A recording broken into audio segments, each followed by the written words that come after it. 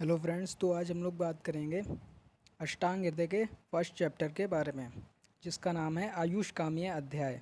यानी कि आयु को बढ़ाने के लिए इसमें कुछ बातें बताई गई हैं।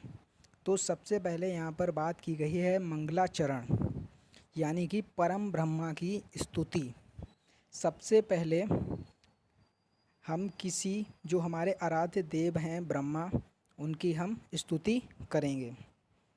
तो यहाँ पर ये श्लोक दिया गया है, राग आदि रोगान सततानुसक्तान नैशेष काय प्रसतान शेषान औत्सुक्य मोहाय रतिता जगान यो पूर्व वैदाय नमोस्तु तस्मै। तो ये वाला आपको याद कर लेना है।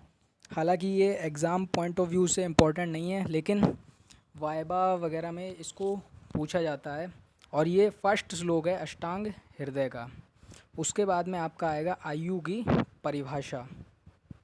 शरीरेन्द्रिय सत्वात्म संयोगोधारी जीवितम नित्यक्षा अनुबंधश्चा पर्यायरायु उच्यते। तो शरीरेन्द्रिय सत्वात्म यानी शरीर, इंद्रियां, सत्व और आत्मा, इनके संयोग से जीवन का धारण होता है। और आयु के पर्याय हैं नित्यग, अनुबंधस, ये पर्याय हैं आयु के, ये पर्याय हैं। फिर आपका आता है आयुर्वेद की परिभाषा। तो हिताहितम, हित अहित, सुख दुख, हिताहितम सुखम दुखम आयुस्तस्य हिताहितम मानम च तच यत्रोक्तम आयुर्वेदा सा उच्यते। यानी जो हमारी आयु के लिए हितकर है, अहितकर है, सुख दुख जो है, उसका जो मापदंड जहाँ पर बताया जाए उसे आयुर्वेद कहते हैं।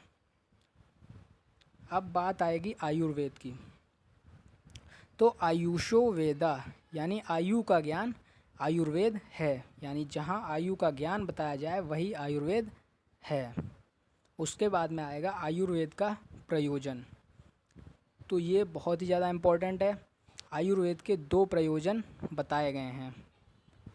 पहला स्वास्थ्य रक्षणम, यानी स्वस्थ व्यक्ति के स्वास्थ्य की रक्षा करना। और दूसरा है आतुरस्य विकार प्रशमनम च, यानी जो आतुर है, रोगी है, उसके विकारों का प्रशमनम करना। उसके बाद में बात आती है ऐषणा की। तो ऐषणा 3 बताई गई हैं, प्राण धन परलोक, यानी प्राण ऐषणा, धन ऐषणा और परलोक ऐषणा। ठीक है। अब बात आती है आयुर्वेद अवतरण की, जो कि मोस्ट इम्पॉर्टेंट टॉपिक होता है इसका। आयुर्वेद अवतरण यानी कि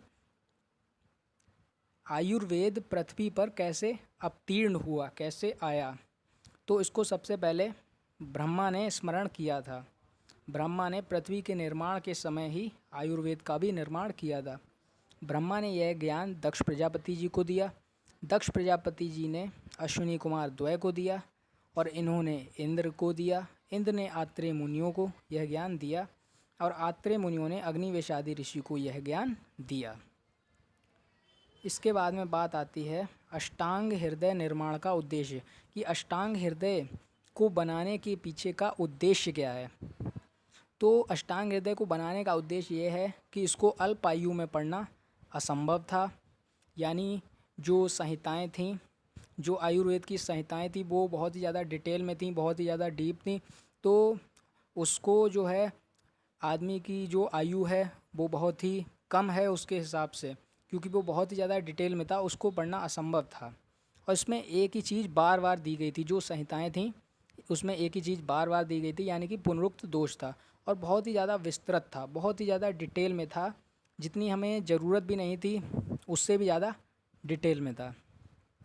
तो इसी के पीछे यही वजह थी कि अष्टांग हृदय को बनाने की आवश्यकता पड़ी। इसमें चीज़ों को ना ही अत्यधिक संक्षिप्त में बताया गया है और ना ही बहुत ज़्यादा डिटेल में बताया गया है। तो दोस्तों, आज की वीडियो हम यहीं पर ख़त्म करते हैं। तो फर्स्ट चैप्टर के बारे में हम अगली वीडियो में बात करेंगे।